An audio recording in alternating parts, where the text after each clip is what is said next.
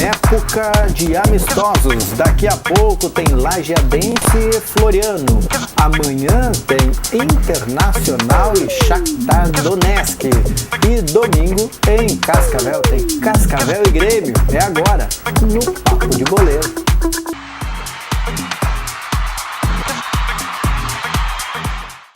E estamos na época dos amistosos. Encerrando ela. O Lajeadense tem jogo hoje. Depois tem no fim de semana também, né, Diogo Boto? Não é o último dele, mas daqui a pouco o Alves Azul pega o Floriano, que é de Bom Retiro do Sul. Time amador aí, em função até da data, né, que a semana passada acabou sendo cancelado o amistoso contra o Sindicato dos Atletas do Rio Grande do Sul, que seria o primeiro amistoso do Lajeadense, acabou cancelado em função do mau tempo daquela quarta-feira lá, que caiu tudo aqui no Vale do Taquari, né? É, pior. Aí acabou sendo transferido, daí o primeiro amistoso acabou sendo contra o próprio Juventude, vitória de 2-1. E agora, para não de repente dar um ritmo maior de jogo para os jogadores, a direção do clube optou nesse amistoso. É mais um jogo treino contra o Floriano, time amador de Bom Retiro do Sul. 21 horas no estádio Alves Azul, sem cobrança de ingresso. Esse horário não é em função do Lajeadense, não. É porque o pessoal do Floriano trabalha durante o dia, então eles precisam da noite para ter o futebol. Então, 21 horas, chance do torcedor é ver o primeiro time do Luiz Carlos Vinck dessa temporada e com algumas novidades que prometem. Vamos ver a questão do entrosamento, como o time está se comportando em campo. É um bom programa para a noite de quinta-feira, né, Diogo Boto? Porque, enfim, o clima tá bom, tá agradável, não cobre ingresso, dá para ir lá. Quem não conhece ainda o estádio Alves Azul, uma boa oportunidade. Pode conhecer, né? Não vai ver o jogo mais lindo do mundo, é verdade, mas enfim, não, dá até pra porque diversão. início da temporada, a gente ainda, os caras que ainda busca o melhor ajuste da equipe, estuda os jogadores ainda, quem entra, quem sai. Então é mais uma modo de estruturação, provavelmente deve mudar os 11 jogadores no intervalo, então tem essa possibilidade aí de até o torcedor estar conhecendo o novo grupo do Lajeadense com as peças que vieram para essa temporada. E uma das novidades que deve mostrar ao que veio hoje, pelo menos nesse treinamento, é o goleiro, né? O goleiro, Luiz Miller, né? Eu acho que é a maior contratação aí do Lajeadense nessa temporada. Se não conta com nenhum figurão na linha, né? Pelo menos tem o Luiz Miller dando, se não a altura, mas muito perto aí do Eduardo Martini, jogadores de mesmo nível. Luiz Miller que fez uma carreira brilhante, começou no Internacional e tal, teve grande passagem pelo Brasil de Pelotas, que hoje está o Eduardo Martini, né? Então, tipo, o Luiz Miller é o nome dessa temporada do Lajeadense, jogador de experiência, de 33 anos, que vem para compor o grupo aí e quem sabe dar um pouquinho mais a sua rodagem pelo estado. Martini que chegou a ser cogitado, né? Mas tornou-se um cara caro. Na verdade o Martini chegou a ser cogitado e estava na frente até do próprio Luiz Miller, mas com a indefinição do próprio Brasil de Pelotas se haveria renovação do Martini ou não, aí o Lajeadense não quis esperar e optou por Luiz Miller, que estava liberado. O Brasil que foi para a Série C brasileiro e precisa de um cara tipo Martini. Isso aí. Além do futebol, além do gramado, né, nós temos notícias sempre das quadras. Ontem nós falamos da Copa dos Vales, falamos que a LAF vai participar, também tem a SAF, o Diogo Bote falou da Soeva também, tem a STF, que é de Teotônia, e saiu a tabela. São esses mesmos, são esses 4 times mesmo que tu comentou, Márcio. A primeira rodada está marcada para o dia 15 de março, aí são sempre as cidades cediam os 2 jogos, né? A SAF enfrenta a LAF, jogo inaugural às 19h30, e às 21 horas o time da casa, a STF, enfrenta a Soeva. No dia 21 de março, daí 19h30 também, a STF enfrenta a SAF pela segunda rodada e a LAF enfrenta a Soeva. E a terceira rodada será em Venâncio Aires, no dia 28 de março, com a STF enfrentando a LAF e às 21 horas a Soeva enfrenta a SAF. A quarta rodada, no caso, que define os campeões aí, também acontece em Teotônia, não vai ter rodada em Santa Cruz dessa vez. No dia 2 de abril está marcado 19h30, decisão de terceiro e quarto, e a final está marcada para as 21 horas. Beleza, tá aí. Você gosta de futsal? Rodada dupla em todas as rodadas. Baita programação, isso já para março, né? Para março, projetando já março. 15 de março a primeira rodada, 2 de abril encerra. Que é a primeira atividade oficial da LAF. Antes disso, deve fazer alguns amistosos também, muito treinamento. Alguns amistosos também, até agora relembrando, essa aqui na verdade não será o primeiro, porque saiu a tabela também da Liga Nacional, né? E a LAF tem começa antes. Grupo da morte, assim, ó, com Jaraguá, Orlândia, tipo, esse já de cara, assim, que ela vai ter pela frente, né? Começa em fevereiro ainda, as datas estão sendo estipuladas. Tá bom, beleza, então. A primeira No Rio Grande do Sul. No Rio Grande do Sul, primeira regional, vamos dizer assim. Isso aí, tá bom. Salvando a pátria. Salvando a pátria. Bom, falar em salvar a pátria, enquanto não estão acontecendo os outros campeonatos, os municípios, enfim, entidades, organizam eventos esportivos que salvam a pátria daqueles que gostam de atividades esportivas, né? Hoje nós noticiamos no Jornal Informativo o Verão Sesc, exatamente. Que é lá em Arroio do Meio, né? Isso aí. Área de lazer de Pérola do Vale. É isso aí. Lá tem futebol e também tem voleibol, parece lá, em Arroio do Meio. E em Estrela, que é mais tradicional e bastante grande também, envolve... porque o Sesc é para o pessoal do comércio, né? Mas o em Estrela envolve todo mundo, né? Sim, tem um projeto bem grande, participar, né? Que é o projeto Viva Verão, e agora 2015. Isso aí, diversas modalidades aí, pessoal tem inscrições abertas na SMEL. Até dia 21, hein? Aí, ó, até dia 21? Até dia 21, e aí dia 26 começa o... Então deu as inscrições.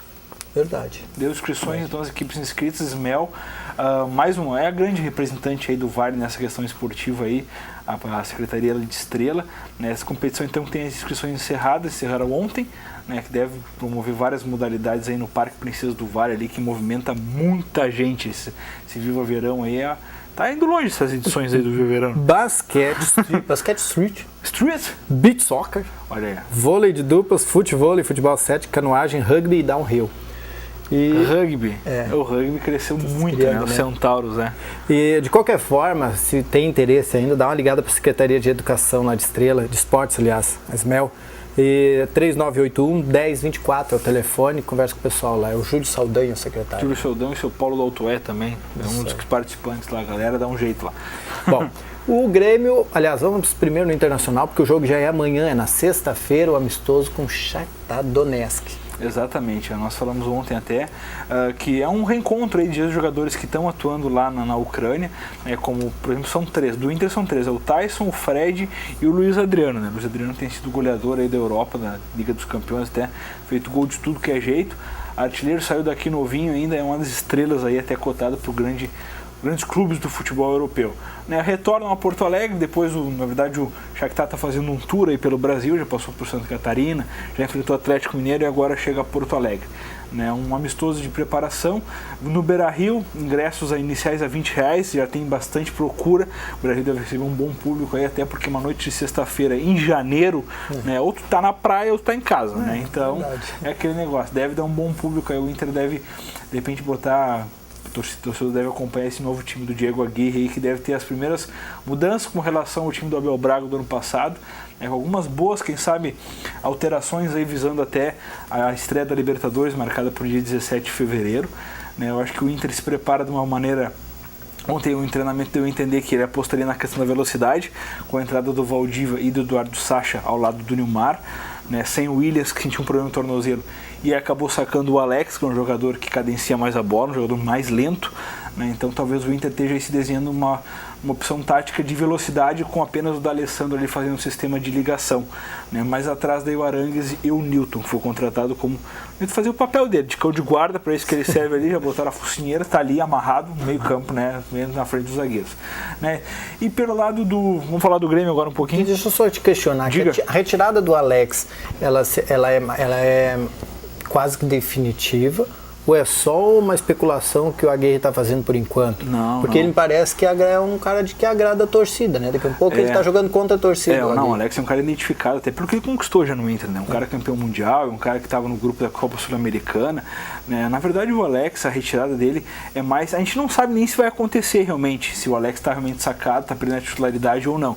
Mas o teste feito ontem deu a entender que o Inter precisa de algo veloz ali, né? Se faltou velocidade em 2014, e esse é uma das grandes reclamações do próprio torcedor nesse time do Abel Braga, o Inter, muitos diziam que o Inter só não foi mais longe do Campeonato Brasileiro porque não era mais veloz, né? Então, tipo, a postura de tirar um jogador que cadencia a bola, que é muito parecido até com o D'Alessandro, questão de, o Alex tem a questão do chute fora da área, que é uma boa característica dele. Algumas vezes, Colorado. Exatamente.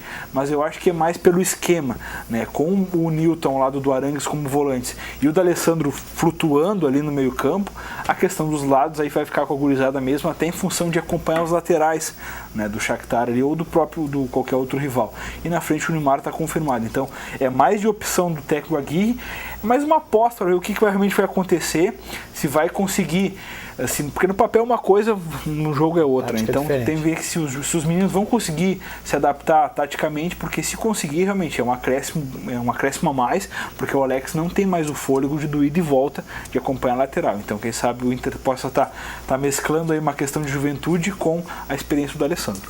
Certo. Agora sim, vamos a Cascavel, que é onde o Grêmio irá para fazer o seu último amistoso também, encerrando os trabalhos amistosos nessa pré-temporada. Contra o time da casa, acabou empatando ontem com o Novo Hamburgo, no último amistoso lá em Gramado, né? Clima de gauchão mesmo, o Ramiro saiu machucado com uma lesão no joelho, volta só em um mês, né? Chuva, tipo, carrinho do que lado, né?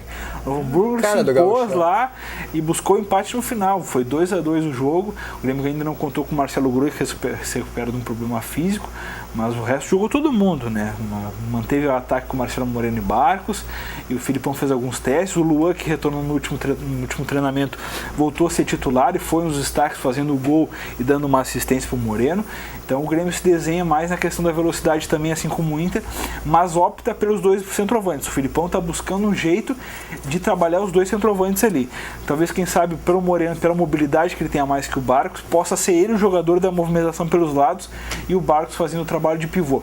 Mas isso aí é trabalho realmente para o Filipão, porque ele vai ter que, assim como o Inter também, a questão dos jogos vão mostrando o que realmente precisa ser feito ainda, mas o certo é que o Filipão aposta nesse início de temporada nos dois centroavantes e com o Douglas centralizado.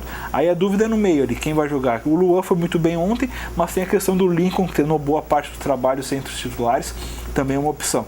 Então vai depender aí do ajuste do Filipão, o que ele quer, se ele vai optar por um jogador mais calejado como o próprio Luan, ou quem sabe uma aposta aí já de largada na temporada com o Lincoln. O Douglas, ele já tem uma certa idade também e nunca teve muita vontade também, né? Ele vai correria, o Douglas, na verdade, ele consegue fazer essa de lançar pelo menos para os caras lá na frente. Na verdade, o Douglas, esse é o trabalho dele, é a articulação. Ele não é um jogador que vai voltar e acompanhar, por exemplo, o volante do time adversário. Ele vai dominar a bola no meio campo e vai trabalhar para levar o time do Grêmio para frente. A questão do Douglas, quando foi muito questionado, tipo, qual é o Douglas que o Grêmio está recebendo? O Douglas, aquele do Corinthians, jogador participativo e tudo mais, ou o próprio Douglas que deixou o Grêmio aquela vez, tipo, lento, jogador acima do peso. Então, tipo, essas são as dúvidas do torcedor gremista. Pelo que o Douglas tem demonstrado na pré-temporada, é um jogador diferente, é um jogador que tem participação, jogador de muita movimentação, mas ele continua não marcando. Isso aí o Filipão já deu de, tu não precisa marcar. Tu vai lá, tem mais 3 aqui no meio campo para fazer isso, então tu vai lá e só municia o ataque. Qualidade ele tem para isso, né? Vai depender muito da questão. Porque assim, se por exemplo, pegar um time que anula o Douglas, o que vai ser do Grêmio? Quem vai fazer essa aproximação com os dois atacantes? Porque se tu tendo dois centroavantes, tu precisa ter um jogador que aproxime mais, senão tu vai ter uma lacuna muito grande entre o ataque e os meio-campistas. Então, tipo, o Filipão precisa trabalhar isso aí para que o Douglas não fique na dependência só dele de chegar no ataque. Com bem servidos pelo Douglas, o Barcos e o Moreno, certo, que vão aproveitar chuva de gols, os dois maiores centroavantes do Brasil hoje em atividade. Vai ter frango, já que falar em servido, né? Vai ter frango à vontade, né? Os goleiros. Por exemplo, se o Inter tem a dúvida que não tem um 9 característico, o Grêmio tem 2, né? Então Marcelo Moreno e Barcos aí são realmente 2 jogadores que são titulares de qualquer time do país hoje. Então o Grêmio está muito bem servido nesse quesito, mas a bola precisa chegar. Nós voltamos amanhã, depois do Redação Informativa, para saber do resultado de Lajadense e Floriano, também fazer as últimas análises sobre... E saber até lá a gente já tem o time, né, que vai iniciar o jogo. Também de Internacional e Shakhtar Donetsk. E também o que o Grêmio tem pelo fim de semana aí, enfrentando o Cascavel lá em Santa Catarina. Paraná. Geografia tu tá mudando já Cascavel do lugar? Eu tô com Criciúma na cabeça, Diogo Botti. Só me vem Criciúma na cabeça. Eu não falei, não sei porquê. Nós voltamos amanhã, depois do Redação Informativa. Até mais. Um abraço.